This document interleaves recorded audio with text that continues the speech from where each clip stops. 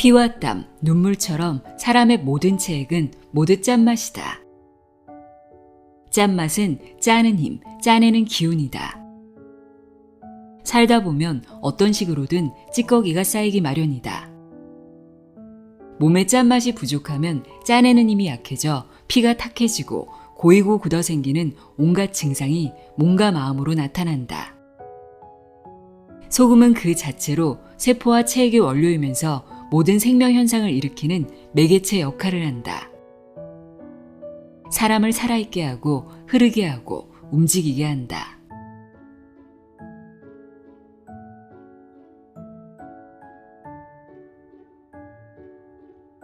안녕하세요. 나의 소리책갈피 소리내어 읽다입니다. 100년 면역력을 키우는 짠맛의 힘, 한번 소개해드렸던 책이죠. 좋은 책은 여러 번 읽어도 읽을 때마다 새롭게 느껴지고 뭔가 새로운 깨달음을 주기도 하는데요. 이 책도 저에게 그런 책입니다. 이 책을 읽고 저염식에 대한 잘못된 생각을 바로잡고 주경과 같은 좋은 소금을 즐겨 먹고 있는데요. 확실히 저염식을 할 때보다 건강이 좋아졌다고 느끼고 있습니다. 이번에 다시 읽으면서 지난번에 전해드리지 않은 내용을 좀 보완해서 영상을 새롭게 만들면 좋겠다는 생각이 들어서 오늘 이렇게 다시 가지고 왔습니다. 소금 사용 설명서라 할 수 있는 이 책은 생명의 원리를 바탕으로 짠맛의 힘에 대해 이해하기 쉽게 설명하고 있는데요. 우선 저자 소개부터 간단하게 읽어드릴게요. 김은숙, 장진기. 글을 쓰고 그림을 그린 김은숙과 장진기는 부부이자 동료로 서울대 졸업 후 20년 동안 건강자립 멘토 및 자연섭생법 전문가로 활동해왔다. 두 사람은 자연섭생법을 알기 전까지 두통, 비염, 위장병 같은 만성질환으로 고생하면서 근본적으로 건강을 회복하는 방법을 찾아왔다. 요가와 명상, 무예 등 동서양의 다양한 수련법을 배우고 탐구한 끝에 자연섭생법의 대가로 알려진 현성 김춘식 선생을 만나 황제내경의 원리와 전통 양생법을 집대성한 자연섭생법을 사사받고 몸과 마음의 건강을 되찾게 된다. 대표 저서로는 치유 본능이 있다. 언젠가부터 저염식이 곧 건강식이고 소금을 많이 먹으면 해롭다는 것이 상식처럼 되어버렸죠. 특히 소금이 혈압을 올리기 때문에 혈압을 걱정한다면 소금은 반드시 피해야 하는 것으로 알려져 있습니다. 저자는 이 책을 통해 소금이 어떻게 이런 오해를 뒤집어쓰게 되었는지, 소금에 대한 잘못된 생각을 바로잡고 소금이 부족할 때 우리 몸에서 어떤 증상이 나타나는지, 반대로 소금 섭취를 줄여야 하는 경우는 없는지, 또 건강하게 살려면 소금을 얼마나 어떻게 먹어야 하는지 알려주고 있습니다. 저자가 특히 강조하고 있는 점은 사람의 몸은 우리가 생각하는 것보다 훨씬 더 지혜롭다는 겁니다. 의식하지 않아도 필요한 만큼 먹고 필요 없으면 밀어낸다는 건데요. 우리가 음식을 먹을 때 간이 딱 맞다라고 느끼는 것이 우리 몸이 원하는 소금의 양이라고 합니다. 간이 맞아야 맛도 좋고 소화도 잘 되고, 소화가 잘 돼야 피가 되고 살이 되고 힘도 쓸 수 있다고 하는데요. 짠맛이 당긴다는 건 몸에 소금이 부족하다는 신호라는 겁니다. 문제는 소금이 부족하다는 신호를 내보내는데도 계속 저염식을 할 때입니다.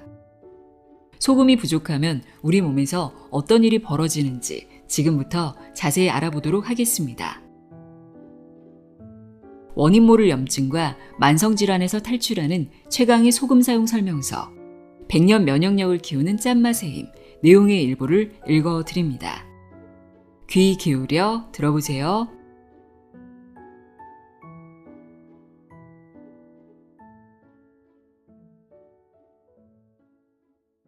들어가며 짠맛을 더하는 것만으로도 천근만근이던 하루가 바뀐다. 짠맛의 결핍이 가져온 함정. 소금을 제대로 알기 전 한때는 그랬다. 조미김에 발린 소금까지 젓가락으로 훑어내고 먹던 때가 있었다. 국은 최대한 싱겁게 해서 먹고 국물은 남기려고 했었다. 재료 본연의 맛을 살리기 위해 간을 거의 하지 않는다는 채식 식당을 건강한 맛이라 여기며 드나들었다. 입맛 당기는 대로 먹고 싶은 걸 먹기보다는 칼슘, 비타민, 단백질, 실제 그렇지는 못해도 될 수 있으면 영양학의 기준대로 균형 있는 식사를 하려고 애썼다. 그것이 과학적이고 합리적이며 건강에도 좋은 것이라 믿었다. 그와는 별개로 주기적인 과식과 폭식은 계속되었고 밤만 되면 야식의 유혹에 무너져 좌절해야 했다. 몸은 두루 안 좋았다. 물먹은 손마냥 무거웠고 등짝이 아프고 눈알은 뻑뻑하며 손발은 얼음장이 따로 없었다. 자주 체하고 두통에 시달리고 불규칙한 생리주기에 생리통도 심했다. 몸 여기저기 염증에 시달렸고 만성적인 요통으로 허리는 자주 삐끗해서 앉아있기 힘든 날도 있었다. 변비나 피부 문제 같은 것들은 굳이 말하기도 못하다. 남들도 다 그러고 사는 거라 생각했다. 아프면 약 먹고 병원도 다니며 급한 불을 끄며 그렇게 살았다. 몸보다 더 힘들었던 것은 사실 마음의 문제들이었다. 생각과 몸이 따로 놀면 그 사이에서 마음이 몹시 괴로웠다. 감정은 극과 극을 치달아 업되어 튀어 올라왔다가 어느 순간 우울의 늪에서 허우적거리며 가라앉기를 반복했다. 뭐든 부정적인 면이 먼저 보였고 못마땅한 것 투성이에다가 가슴이 답답해서 숨을 몰아쉬지 않으면 안 되었다. 마음의 불이 화학하고 질러지면 일상생활을 할 수 없을 만큼 힘들어져 며칠 뒤에는 비행기를 타야 했다. 인도와 파키스탄, 티베트와 중국을 여러 해 떠돌았다. 리셋하고 싶은 마음, 이번 생은 망했구나 같은 느낌. 사는 게 이런 건 아닐 텐데 어딘가에 답이 있을 것이라는 기대로 마음의 실체를 찾아 20대의 많은 시간을 헤매며 방황했다. 그렇게 여기저기 삐걱거리며 신호를 보내던 몸이 드디어 병명을 갖게 되었고 명실상부 환자의 대열에 동참하게 되었다. 안압이 높아져 눈이 튀어나오고 목소리가 나오지 않고 다리는 코끼리 다리처럼 붓고 몸은 쇳덩어리를 달아놓은 것처럼 무거웠다.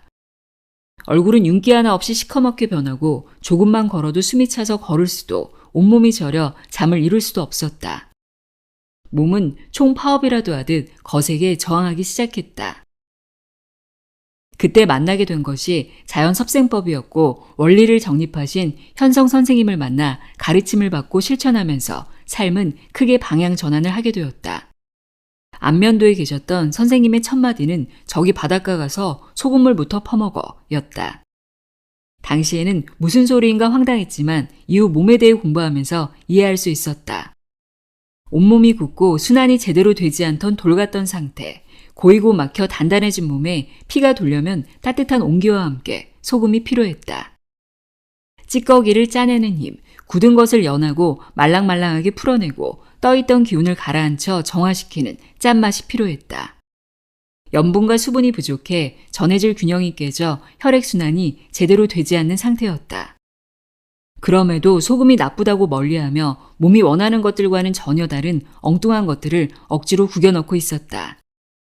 그 와중에 찬물은 수시로 벌컥대며 마시며 몸을 식혀놓아 머리로 온통 피가 쏠려 있었으니 내장기관과 손끝 발끝까지 혈액이 갈 수 없는 상태였다.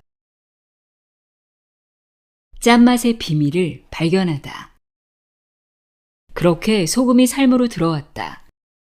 굳은 생각, 낡은 감정, 몸과 마음의 찌꺼기들, 짜내고 흐르려면 짠맛이 필요했다. 머리로 기운이 잘 솟구치고 신장에 힘이 딸려 심장 박동 조절이 잘 안 되고 저수조에 물이 충분치 못해 불이 나도 잘 끌 수 없으며 단단함이 너무 지나쳐 토사처럼 걸쭉해지니 매끄럽게 잘 흐르지 못하는 상태. 물과 소금이 필요했다. 입맛 당기는 대로 충분히 간을 해서 먹고 필요할 때는 별도로 소금이나 소금물을 챙겨 먹었다. 증상이나 입맛 같은 몸의 신호들을 살피다 보면 어떻게 균형이 깨졌는지 스스로 답을 얻을 수 있다. 너무 긴장되어 있는지, 너무 퍼져 있는지, 아니면 굳어 있는지 그때마다 신기하게도 몸은 필요한 맛의 음식들을 떠올리게 만들었다. 짭짤한 것이 필요할 때 짭짤하게 먹고 나면 소화도 잘 되고 피곤이 풀린다. 매콤한 것이 들어가면 늘어져 있던 신경세포가 조여지면서 삶의 의욕이 솟고 신맛 나는 것은 긴장을 풀고 쉬게 해주어 편안하게 만들었다. 맛은 즐거움이기도 하지만 그것 자체로 에너지를 담고 있기에 맛을 찾아가는 것은 자신을 알아가는 과정이기도 했다. 그렇게 자연과 생명의 순환 이치들을 공부하고 실제 적용하면서 몸과 마음의 건강을 찾았다. 손발이 따뜻해졌고 두통이 사라지고 속이 편해졌다. 쇳덩이를 매단 것처럼 무거웠던 몸이 가벼워졌고 부기가 사라지고 온갖 염증에서 해방되었다. 답답하고 불안하고 떠있던 마음도 편안해졌다. 몸도 마음도 이전보다 훨씬 유연해졌다. 어두운 방에 불을 켜듯 몸도 정신도 청명해졌다. 무엇보다 삶으로 돌아와 지금 여기에 집중할 수 있는 힘이 생겼다. 몸이 달라지고 삶이 달라졌다. 눈에 씌인 비닐이 떨어진 것처럼 세상이 완전히 다르게 보이기 시작했다. 끊임없이 옳고 그른 것을 나누던 이분법에서 벗어나 비로소 그것들의 상호작용이 보이기 시작했다. 높은 곳에서 마을을 내려다보듯 유기적이고 입체적으로 관계를 바라볼 수 있었다. 소금에 대한 안 좋은 이미지 때문에 피로함에도 먹지 못하고 있는 안타까운 사람이 많다. 상식이 되어버린 저염식 정책의 배경을 쫓아가 보면 의외로 결정적이라 할 만한 과학적 근거가 없어 허탈하기까지 하다. 지금 이 순간도 구글 검색 몇 단계만 지나면 소금에 대한 다른 목소리를 내는 연구 결과들을 어렵지 않게 찾아볼 수 있다. 다행인 것은 최근의 여론에서도 변화의 조짐들이 보인다는 점이다. 수년 동안 소금이 마치 만병의 근원인 것처럼 공공의 적이 되어 왔는데 이제 조금씩 인식이 바뀌고 있다. 소금과 고혈압의 관계가 재조명되고 소금이 부족했을 때 생기는 문제들이 오히려 더 심각하다는 목소리도 하나둘 나오고 있다. 지금보다 좀 더 짜게 먹어야 한다는 의사나 한의사의 주장까지 촘촘한 인터넷 정보망을 타고 사람들은 깨어나기 시작했다. 이제 머지않아 소금에 대한 오해가 풀리고 어쩌면 소금 가공품이 대표적인 건강식품처럼 인기를 누리는 날이 올지도 모르겠다. 그럼에도 소금책을 내야겠다고 생각한 이유는 바로 우리 몸이 현재 진행형이기 때문이다. 살아있는 몸은 한순간도 그대로 머물러 있지 않다. 아이들은 오늘도 자라야 하고 어른들은 에너지원이 필요하고 혈액을 순환시키고 노폐물을 내보내야 한다. 일하고 사랑하고 움직이고 땀 흘리고 눈물을 흘린다. 소금물 양수 속에 배양되어 자라다 세상에 나와 일생을 살다 죽음을 맞는 그 순간까지 사람 사는 그 모든 과정에 짠맛이 필요하다. 지금 이 순간도 몸은 소금과 물을 원하고 있다. 이 책을 빌어 정말 전하고 싶은 것은 단순히 소금 이야기가 아니다. 소금이 좋은가 나쁜가, 얼마를 먹어야 하는가 하는 무수한 논쟁 뒤에 빠져있는 몸의 지혜, 생명의 힘에 대한 이야기다. 우리를 둘러싸고 일어나는 일들을 생명 입장에서 다시 바라보았으면 한다. 사람 몸, 그렇게 어설프지 않다. 상상을 초월할 만큼 놀랍고 지혜롭다. 필요한 것을 외부에서 취해서 먹고 소화시켜 에너지원으로 만들어 사용하고 저장하며 필요 없는 것들은 내보낸다. 의식하지 않아도 필요한 만큼 먹고 필요 없으면 밀어낸다. 그 흐름을 방해하지만 않는다면 모든 것이 다 자연스럽게 이루어지는 일이다. 우리 몸에 숨겨진 짠맛의 비밀. 피와 땀, 눈물의 짠맛. 몸의 지혜, 끊임없는 동적 균형. 건강의 핵심은 순환이다. 혈액순환만 잘 되어도 몸은 생생하다. 나이 들어 병드는 과정은 몸이 식어가고 물이 말라가는 과정이다. 깨끗한 피가 몸 구석구석을 돌아다니며 쉼없이 흐른다면 염증이 생겨도 빨리 잡히고 상처가 나도 빨리 복구되고 낡은 세포는 재생된다. 기린의 혈압은 250에서 400에 달한다고 한다. 기린의 심장은 지상 기준으로 2m 위에 있고 머리는 그보다 훨씬 높은 4m 위에 있다. 기린이 머리끝까지 혈액을 보내려면 지구 중력을 한참 거슬러야 한다. 혈압을 높이지 않는다면 밀어 올릴 수가 없다. 사람도 마찬가지다.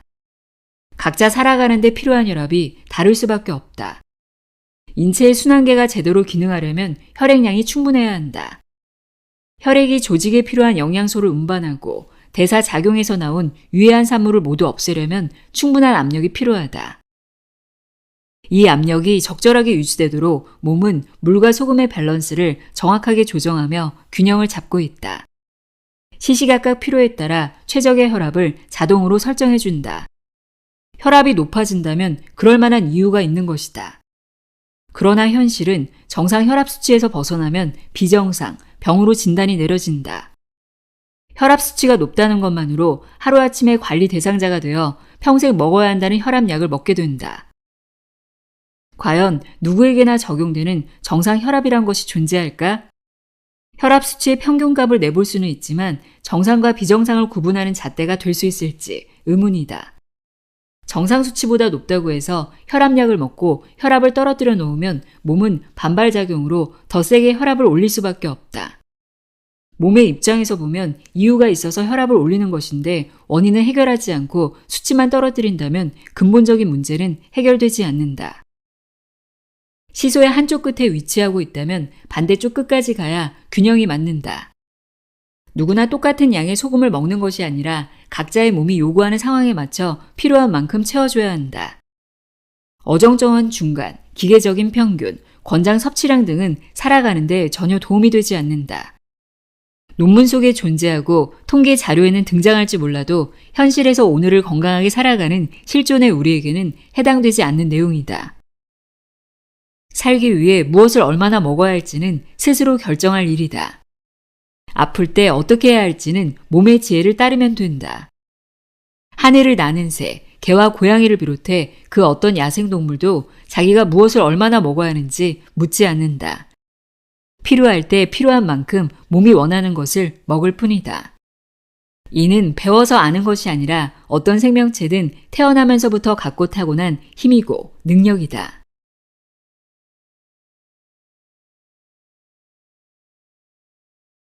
기계적 분석적 사고로는 알 수 없는 생명의 전체성. 소금이 좋다 나쁘다, 하루 얼마를 먹어야 한다, 먹지 말아야 한다를 논하는 것은 낡은 사고다. 화학 용어가 등장하고 통계 수치가 나온다고 해서 모두 과학이 아니다. 무늬만 그럴듯한 불량 과학과 구분해야 한다. 이미 현대 과학은 물질 중심에서 시스템 중심으로 전환되고 있는데 사물이나 물질 자체의 속성보다 관계성을 연구하는 쪽으로 나아가고 있다. 입자 하나하나에 초점을 맞추는 것이 아니라 입자 간의 상호작용에 주목하고 있는 것이다. 사실 소금이 나쁘다, 그렇지 않다, 하루 섭취량 5g은 많다, 적다는 의미 없는 논쟁이다. 소금 논쟁에 앞서 우리는 그 소금이 누구의 몸과 만나느냐에 초점을 맞춰야 한다. 섭취하는 사람이 누구인지, 소금에 대해 어떤 생각을 가지고 있는지에 초점을 맞춘 뒤 소금과 몸, 양자의 상호작용에서 답을 찾아야 한다. 육체와 정신은 분리되어 있지 않고 몸과 마음은 끊임없이 서로 영향을 주고받는다. 바라보는 관점에 따라 같은 소금이 독도 되고 약도 된다. 즉, 소금을 먹는 사람의 몸과의 상호작용에 따라 그 효과가 달라지는 것이다. 이제 우리는 소모적이고 비현실적 논쟁을 끝내고 소금을 바로 볼 때가 되었다. 우리가 과학이라고 믿으며 상식으로 알아왔던 소금에 대한 이야기는 근거가 충분치 않은 일방적 주장에 지나지 않는 것이 많다. 개인의 특성이나 맥락을 고려하지 않은 단편적 분석이 대부분이다. 고혈압 수치보다 더 중요한 사실은 힘있고 건강하게 사는 것이다. 소금의 위험성만 강조하고 저염식이 누구에게나 좋다는 정책을 펴다 보니 정작 소금이 부족했을 때 어떤 문제가 생기는지 간과해왔다. 문제는 소금이 아니다. 소금을 바라보는, 소금을 둘러싼 불량 과학, 가짜 지식이다. 정상 또는 표준 수치보다 중요한 것은 감각을 깨우는 일이다. 몸의 지혜가 스스로 하도록 돕기만 하면 된다. 감각을 일깨우고 입맛을 살려 몸이 원할 때 원하는 만큼 먹으면 된다. 삶에서 삶으로 전해져온 살아있는 지혜를 깨워 다시 소금을 만날 때가 되었다. 물과 소금이 꼭 필요한 경우. 땀을 많이 흘렸을 때, 입에 침이 마를 때, 식탐이 많아지고 과식할 때, 밤에 야식의 유혹을 뿌리치기 어려울 때, 자꾸 고기가 당길 때, 자꾸 라면이 먹고 싶을 때, 수시로 군것질을 할 때, 소화가 안 되고 가스가 차거나 더부룩할 때, 먹었는데도 허기가 가시지 않을 때, 커피 마시고 잠이 오지 않을 때, 폭식하거나 자꾸 급하게 먹을 때, 술 마시기 전과 후, 얼굴색이 맑지 않을 때, 피부가 건조하고 가려울 때, 탈모가 있고 머릿결이 좋지 않을 때, 몸에 염증이 있을 때, 여드름, 등드름 등 피부 트러블이 심할 때, 가슴이 두근거리고 안정이 안 될 때, 종아리가 당기거나 다리에 쥐가 날 때, 정수리, 뒷목이 뻐근하거나 뒷골이 당길 때, 귀에서 소리가 날 때, 어지럽거나 빈혈이 있을 때, 몸에 종양이나 덩어리가 생길 때, 요통이 있거나 등 허리가 아플 때, 소변을 자주 보거나 소변발이 약하고 시원하지 않을 때, 눈이 뻑뻑하고 빠질 것처럼 아플 때, 이유 없이 피곤하고 무기력할 때, 지구력이 떨어질 때, 자궁 등 생식기에 문제가 생겼을 때, 전립선에 이상이 있을 때, 불임 수술을 했을 때, 발목을 자주 접질려 약해졌을 때, 수족 냉증이나 추위를 많이 탈 때, 가래가 있거나 가래를 내뱉기 위해 기침이 날 때, 뼈에 이상이 있거나 골절이나 인대에 손상이 있을 때, 기억력이 나빠졌거나 머리가 굳은 느낌이 들 때, 머리가 무거울 때, 수학, 과학 등 논리적인 공부를 할 때, 깊이 생각해야 할 때, 말을 많이 하고 나서 상기되었을 때, 자꾸 부정적인 생각이 들 때, 무섭고 두려울 때, 창의적인 작업을 할 때. 내 몸은 소금을 원한다. 맑고 깨끗하게, 염증 제로. 잘 먹는다는 것은 영양학 이론에 따라 먹는 것이 아니라 정말 몸이 원하는 것을 섭취하는 일이다. 몸과 소통하면서 입맛과 몸맛을 살려 몸이 원하는 것을 먹자. 과하게 먹었거나 몸이 원하지 않는 엉뚱한 것이 들어와서 필요 없다 싶으면 몸이 알아서 빼낸다. 짜게 먹어야 한다가 아니라 짭짤한 것이 당긴다. 소금을 먹어야 한다가 아니라 내 몸이 소금을 원한다가 맞다.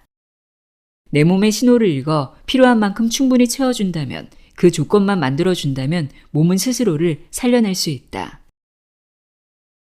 우리 몸의 세포는 바다에서 왔다.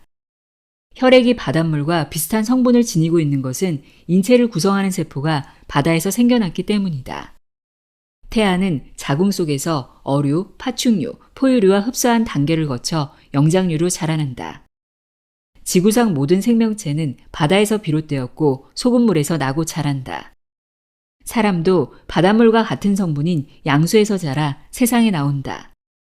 최초의 단세포 생물에서 세포생물, 물고기뿐 아니라 사람까지 모두 소금물에서 자라는 셈이다. 이런 몸속 바다를 정상적으로 유지하려면 반드시 소금이 필요하다. 사람의 체액 염도는 원시 바다와 같은 0.9%다. 혈액과 림프액, 눈물, 콧물, 땀, 오줌, 침, 정액까지 사람 몸에서 나오는 모든 체액과 분비물에는 소금이 들어있다. 소금은 그 자체로 세포와 체액의 원료이면서 모든 생명 현상을 일으키는 매개체 역할을 한다. 사람을 살아있게 하고 흐르게 하고 움직이게 한다. 소금은 물을 부르고 물을 움직이게 만든다. 세포 내액과 세포 외액으로 물이 넘나들게 만들고 삼투압을 일으켜 농도가 낮은 곳에서 높은 곳으로 물을 이동시킨다. 그 물이 세포막을 이동하려면 소금이 있어야 한다. 소금은 단단한 입자를 녹여 이동시키고 생명활동에 필요한 물질을 들고 나게 한다. 지구의 70%가 바다이고 우리 몸의 70%가 물이다. 신생아 때는 몸에 수분이 많은데 나이가 들수록 그 비율이 점점 줄어들다가 생명이 닿으면 급속도로 빠진다. 물과 소금은 뗄 수 없는 관계다. 인체는 소금 없이 물을 보유할 수가 없다. 물을 많이 마시면 항상성을 유지하기 위해 인체는 몸 밖으로 물을 빼내게 된다. 소금과 물의 양은 비례하여 함께 늘어나고 줄어든다. 소금이 들어가 체액의 농도가 진해지면 세포 속에 있던 수분이 밖으로 빠져나와 혈액량이 늘어나고 세포 속에 부족해진 수분을 채우기 위해 몸은 자연스럽게 물을 필요로 하게 된다. 염분이 부족해지면 물도 먹히지 않아 체액이 탁해지고 순환이 원활하지 못해 몸 여기저기서 이상이 생긴다. 탁한 혈액은 잘 흐르지 못해 대사 속도가 둔해지고 몸속 어딘가 막히고 뭉치고 굳게 된다. 혈액 공급이 원활하게 이루어지지 않으면 그 부분이 냉해질 수밖에 없다. 일시적으로는 저린 증상이나 어지럼증 등의 증상이 나타나고 시간이 지나면 암, 중풍, 류머티즘 등 심각한 병에 걸릴 수 있다. 흐르지 못한 채 고이고 뭉치고 굳고 딱딱해지는 모든 육체적, 정신적 문제에 짠맛, 소금이 필요하다. 소금으로 염증을 다스린다. 소금으로 염증을 다스렸다는 기록은 여러 곳에서 나온다. 한의학 문헌에는 소금으로 고창병, 종기, 부스럼을 다스린다거나 독충을 제거하고 상처에 살이 나게 한다는 내용이 곳곳에 기록되어 있다. 동의보감을 보면 소금의 여러 효능을 설명하며 소금을 끓여 창을 씻으면 종독을 던다 라는 내용이 나온다. 본초 광목을 보면 도끼를 죽이며 온갖 상처에 살이 나게 하고 피부를 보호한다 라는 내용이 있다. 민간에서도 상처난 곳에 소금물을 발라주거나 다치면 된장을 발라주는 등 소금을 일상생활에서 활용해왔다. 소금물에서 살아남을 수 있는 세균은 없다. 바닷가에서 놀 때는 조개 껍질이나 바위에 상처가 나도 덧나지 않고 잘 아물었던 것도, 옛날 할머니들이 상처난 아이에게 된장을 발라주었던 것도 모두 소금기 때문이다. 동서양을 막론하고 전염병, 역병이 돌면 소금으로 막았다. 다치거나 찢어지고 베었을 때 소금을 먹거나 뿌리면 빨리 아문다. 잇몸이나 치아의 염증으로 통증이 심할 때도 소금이 도움이 된다. 여드름이나 종기, 뾰루지, 농, 아토피, 류머티즘, 간염, 결막염 등 모든 염증에는 소금이 필요하다. 간이 안 된 음식은 빨리 상하는데 간간하게 절여놓으면 잘 썩지 않듯 사람의 몸도 싱거우면 염증에 시달린다. 소금으로 염장하면 잡균이 생기지 않아서 오랜 기간 저장할 수 있다. 가을에 김장을 하고 젓갈과 장아찌를 만드는 이유도 마찬가지다. 냉장고가 없던 시절에는 식품을 장기간 보존하기 위해 이런 음식이 필수였다. 인류가 다른 지역으로 이동할 수 있었던 것도 소금으로 염장한 식량이 있어서 가능했다. 염증이 있을 때는 생각보다 많은 양의 소금이 들어간다. 염증이 심하거나 만성 염증에 시달리는 경우 음식으로 필요한 염분을 채우는데 한계가 있다. 이때는 식사 외에 따로 소금이나 소금물을 먹어주는 것이 좋다. 평소 식사 외에 소금을 먹던 사람이라면 양을 더 늘릴 필요가 있다. 염증은 겉으로 보면 열감이 있어서 몸을 시원하게 해줘야 할 것 같지만 실제 몸속은 체온이 떨어져 있는 경우가 많다. 찬 것을 피하고 따뜻한 국물이나 소금차 형태로 마시고 몸을 따뜻하게 해주면 혈액순환이 좋아지고 땀과 소변으로 노폐물을 배출하는 능력이 좋아진다. 감기, 물과 소금이 필요하다. 몸이 냉하면 면역 기능이 약해져 염증이 잘 생긴다. 몸에 염분이 부족하면 감기에 걸렸을 때 잘 낫지 않고 오래 간다. 감기 기운이 있다 싶으면 몸을 따뜻하게 하고 깨끗한 소금을 챙겨 먹는 것이 좋다. 염증으로 열이 나거나 통증이 있을 때는 평소보다 물과 소금량을 늘릴 필요가 있다. 이때는 평소에 몇 배를 먹어도 소금이 잘 먹힌다. 감기 예방 차원에서 소금 양치를 하고 비염의 경우 소금물로 코 청소를 하는 등 바르거나 뿌리는 방법도 도움이 되지만 소금을 먹어 몸속에서부터 면역력을 기르는 것이 더 근본적인 해결 방법이다. 자주 염증에 시달리는 사람은 질 좋은 소금을 구해 평소에도 꾸준히 먹는 것이 좋다. 된장국이나 미역국, 콩나물국 등에 소금이나 조선간장을 타서 뜨겁게 먹고 땀을 내줘도 좋다. 물과 소금을 충분히 보충해주고 몸을 따뜻하게 해주면 염증이 더는 진행되지 않아서 회복이 빠르다. 그렇지 못할 경우 콧물, 코막힘, 가래 같은 증상이 심해져 기관지염, 중이염, 폐렴 등으로 진행될 수 있다. 몸을 따뜻하게 해서 땀을 내고 수분을 보충할 때도 맹물보다 간간한 소금물을 마시면 탈수를 예방할 수 있다. 대표적인 3가지 감기와 소금 활용법. 1. 목감기. 목이 쉬거나 아프고 부음, 가래, 가래 섞인 기침, 근육통, 한열 왕래. 소금과 함께 오미자, 유자차, 레몬차, 모과차, 오렌지 주스 등 새콤한 음료를 마신다. 요구르트를 뜨겁게 데운 뒤 식초를 약간 타서 마신다. 목도리 스카프 등으로 목을 보호한다. 2. 코감기. 살통, 콧물, 재채기, 코막힘. 소금과 함께 설탕이나 꿀을 넣은 달달한 생강차를 마시는데 코감기에는 매운맛도 필요하다. 고춧가루를 넣은 얼큰하고 칼칼한 콩나물국이 좋다. 마스크를 착용하여 따뜻하고 습도가 적당한 공기를 몸속으로 넣어준다. 3. 몸살 감기. 두통, 요통, 삭신이 쑤시고 눈이 뻐근하고 땀 조절이 제대로 안 됨. 소금과 함께 커피 또는 된장국, 조성 간장차, 미역국을 먹는다. 체온이 떨어지면 염증에 취약해지고 면역력도 약해진다. 어떤 감기든 공통적으로 소금을 잘 챙겨 먹고 땀을 내주어 냉기를 빼준다. 땀이 나면 땀구멍이 열린 상태이므로 다시 냉기가 들지 않도록 땀을 잘 닦아주고 젖은 옷은 갈아입는다. 소금이 부족하면 신장과 귀에 이상이 온다. 모든 감각기관은 물과 소금의 영향을 받는다. 소금과 물이 부족하면 특히 신장과 밀접한 감각기관인 귀에 이상이 생길 가능성이 높다.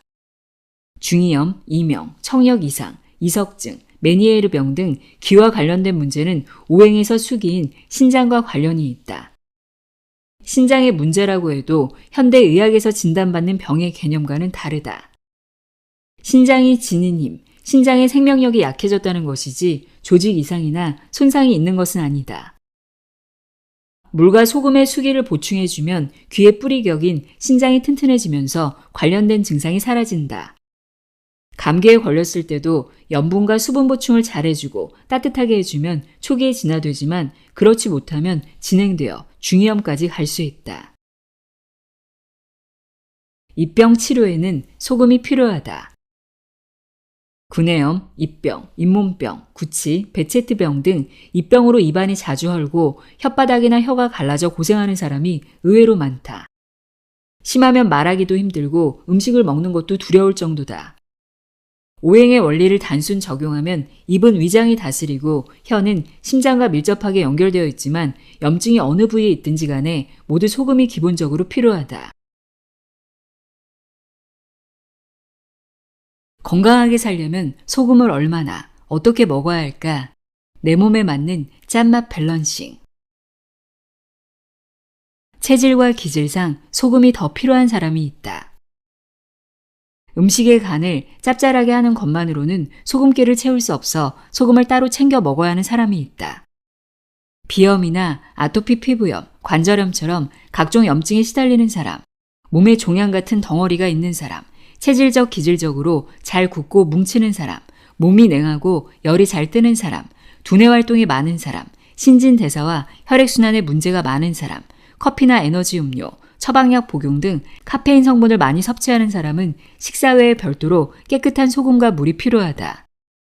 또 체질적으로 심장 기운은 강한 반면 신장 기운이 약해 물을 채워도 저수지의 물이 금방 말라버리는 사람도 식사 외에 소금을 별도로 먹어주면 마음이 느긋해지고 편안해지면서 균형을 이루게 된다.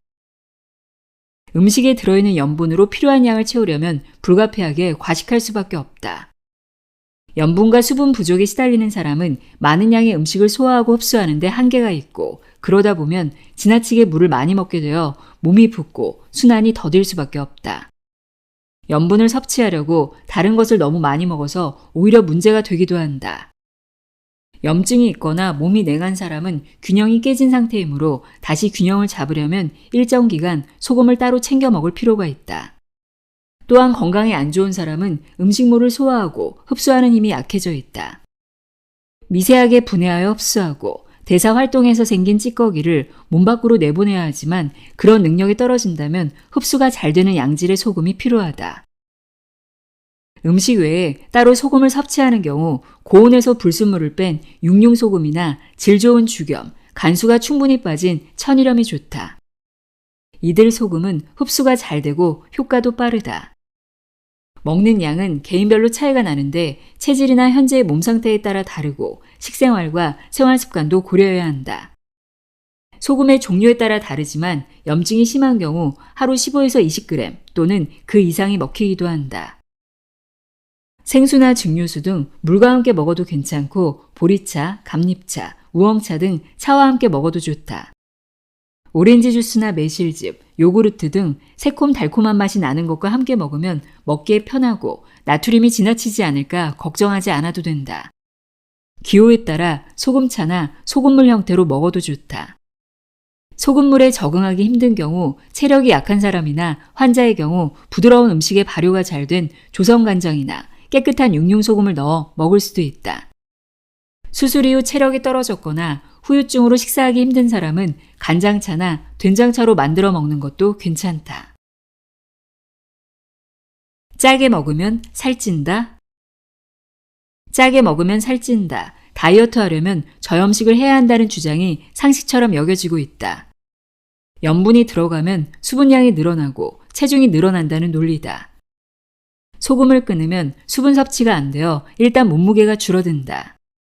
몸의 수분을 빼버리는 방식으로 체중 감량을 하는 것이다. 수분을 빼는 가장 쉬운 방법은 염분을 제한하는 것이다. 저염식 다이어트를 하다 보면 심각한 문제가 발생할 수 있다. 우리 몸은 염분이 들어오지 않으면 체액의 염도를 맞춰 항상성을 유지하기 위해 소변 등으로 물기를 빼낸다. 수분이 빠져 체중은 줄어들지 모르지만 전체적으로는 그리 아름다운 모습이 아니다. 몸에 수분이 부족해 피부 탄력이 사라지면 사람은 순식간에 늙어 보인다. 단기간에 체중 감량을 한 복싱 선수는 피부가 마른 귤껍질처럼 되기도 한다. 모 연예인은 저염식 다이어트를 했다가 얼굴 피부가 축축 늘어지고 주름이 자글자글해 촌농 얼굴이라고 불리기도 했다. 건강하게 살을 빼려면 잘 먹어야 한다. 정말 몸이 필요로 하는 것을 채워줘야 한다. 입맛은 몸맛이다. 짭짤한 것이 당기는데 엉뚱하게 염분 제한을 한다면 결국 과식 폭식으로 이어지게 된다. 필요한 것이 들어가면 우리 몸은 만족하고 먹기를 그만둔다. 평소 소금기가 충분하면 고기나 라면이 당기지 않고 야식의 유혹에도 흔들리지 않는다. 단기간에 살을 빼서 시합에 나가야 하는 경우가 아니라면 건강한 다이어트를 원한다면 염분을 꼭 섭취해야 한다. 입맛대로 간간하게 먹어야 소식이 가능하고 힘도 빠지지 않는다. 수분이 충분한 탄력적인 몸과 피부를 유지하는 건강한 다이어트가 가능해진다. 소금이 들어가면 짜내는 성질 때문에 실제 많은 양의 음식이 들어가지 않는다. 자연스레 소식을 하게 되어 살이 빠질 수밖에 없다. 소금이 맞지 않는 체질이 있다? 소금이 안 맞는 사람도 있지 않겠냐고 질문하는 사람이 종종 있는데 소금은 누구에게나 필요한 생존 필수 물질이다. 앞서 절대적인 약 또는 독도 없으며 문제는 양이라고 했다.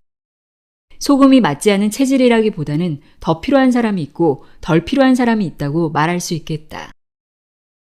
소금이 필요하다고 느끼지만 막상 먹어보면 흡수가 안 되는 사람이 있다. 소금이 좋다고 해도 몸 상태를 살피지 않고 먹으면 몸이 힘들어질 수 있다. 물과 소금은 양분을 이동시키고 분해하고 흡수시키는 역할을 하지만 그것 자체가 영양분은 아니다. 기본이 되는 영양분인 주식을 잘 챙겨 먹지 않거나 다른 맛이나 영양의 조화를 생각하지 않고 소금과 물만 열심히 먹는 것은 바람직하지 않다. 물과 소금은 모든 생명체를 살리는 데 필수 요소이지만 다른 영양분, 다른 기운의 맛과 조화가 필요하다. 소금은 기본적으로 밀어내는 성질이 있어 과하다 싶으면 개워낸다. 소금의 치사량은 300에서 350g으로 알려져 있다. 라면 175봉지에 해당하는 양이다. 식후에 배가 부르거나 공복감이 심하면 몸에서 잘 흡수하지 못해 토하거나 설사를 하기도 한다. 그러므로 식전이나 식후는 피하는 것이 좋다. 음식물을 소화시킬 수 있는 새콤달콤한 것을 먹고 조금 있다가 먹으면 편안하게 소화시킬 수 있다. 소금을 먹을 때 특히 주의해야 할 몇 가지 경우를 살펴보자. 첫째, 몸이 냉한 경우다. 차면 굳고 따뜻하면 풀린다. 자연현상이 그렇듯 사람의 몸도 마찬가지다. 따뜻하면 풀려 피가 돌지만 차가우면 굳어 수축되고 혈액이 제대로 돌지 못한다. 몸이 냉한 사람은 수분 흡수가 잘 안 되는데 차갑고 단단한 땅에 물을 부으면 겉돌고 스며들지 못하는 것과 같다. 짜게 먹으면 흡수가 되지 않아서 겉돌고 붓는 느낌이 난다. 열이 나지 않으니 땀을 흘리지 않고 목마름도 거의 느끼지 못한다. 그렇다고 소금과 물을 먹지 않으면 점점 더 굳어 심각한 상황에 이르게 된다. 이때는 냉기를 빼가면서 소금과 물을 먹어야 제대로 흡수할 수 있다. 매일 배에 곡식 찜질을 하거나 족탕, 반신욕을 하고 낮 시간에 햇빛을 보면서 30분 이상 꾸준히 걷는다. 처음에는 된장이나 조선간장을 타서 따뜻한 국물을 먹거나 소금차로 먹는 것이 좋다. 장아찌, 치즈 등 소금 발효식품을 잘 활용한다. 이른 오전부터 소금을 먹거나 차가운 생수에 타서 소금물 형태로 먹으면 몸이 식으면서 부작용이 심해진다. 그러므로 오후 이후 간간하고 먹기 좋은 농도의 소금차를 먹는 것이 좋다. 둘째, 긴장감이 심한 경우다. 간담이 약하면 과도한 긴장 상태에 돌입하게 된다. 이때 급한 마음에 소금을 먼저 먹으면 흡수가 잘 안 된다. 울렁거리거나 구역질이 나고 두통이 생길 수도 있다. 굳은 상태는 물기를 받아들이기 어렵기 때문에 간담 기운을 보하는 새콤달콤한 것, 고소한 맛을 먼저 먹어주는 것이 좋다. 간담이 약한 사람은 평소 동치미 국물, 냉면 육수, 메밀 육수처럼 시고 짠 음식이나 간장조림, 데리야끼 소스처럼 고소하고 짭짤한 음식을 좋아한다. 이런 사람은 레몬즙이나 새콤한 과일즙, 오미자, 산수유차나 청 등으로 간담을 풀어주고 소금을 먹으면 흡수가 잘 된다. 고소한 맛을 좋아하는 경우 참기름, 들기름, 견과류도 좋고 깨소금으로 만들어 먹어도 좋다. 간담 경락이 지나가는 옆구리, 목, 고관절 등을 잘 풀어주고 족탕이나 발 마사지 등으로 긴장감을 풀어주는 것도 좋다. 셋째, 위장이 약한 경우다. 짜게 먹거나 소금을 먹고 나면 앞 이마가 띵하고 몸이 축 늘어지며 입에 침이 고이면서 구토가 나오는 사람이 있다. 위장이 약한 사람은 위장이 너무 풀려 연동운동을 못하고 무기력한 상태여서 몸이 무겁고 만사가 귀찮고 행동도 느려진다. 이때 소금이 들어가면 반발작용이 나타난다.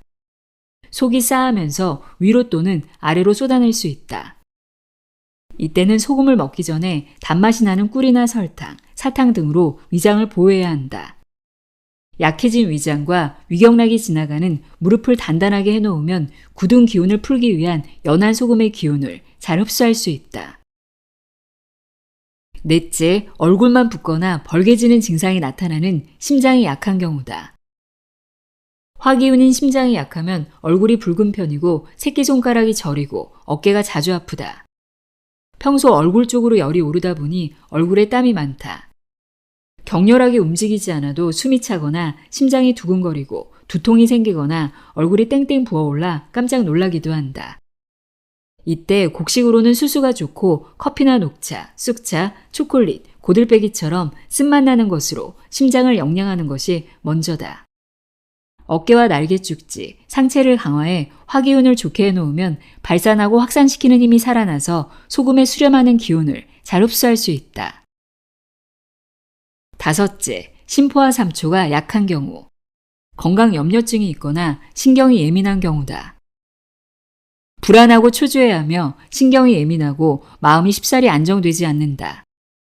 어떤 일을 떠올렸을 때 걱정부터 앞선다면 조절력, 생명력이 약해진 상태다. 평소 건강 염려증도 심하고 새로운 것을 시도할 때 예민한 반응을 보인다. 심신이 안정되지 않아서 근심과 걱정이 많다 보니 무언가를 받아들이고 흡수하는 힘이 떨어진다. 어깨가 무겁고 손에 이상이 있고 여기저기 저린 증상도 심하다. 이런 경우 소금을 먹으면 손발, 특히 손이 부을 수 있다. 곡식으로는 조, 옥수수, 녹두가 좋고 콩나물, 감자, 우엉, 양상추 등 담백하고 생내나는 것과 떫은 맛 나는 것으로 영양하면 좋다. 어깨운동, 손운동으로 심포와 삼초 기운을 강화해주고 걷기로 몸의 열을 만들어주면 물과 소금이 잘 흡수된다.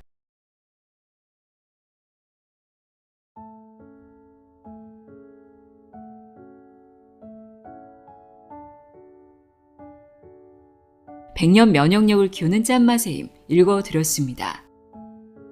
더 이상 소금을 가까이 하지 않을 이유가 없다는 것, 소금이 음식의 맛도 살리고 몸도 살리는 보약 같은 존재라는 것을 깨닫는 그런 유익한 시간이었길 바랍니다. 오늘도 함께 해주셔서 고맙습니다.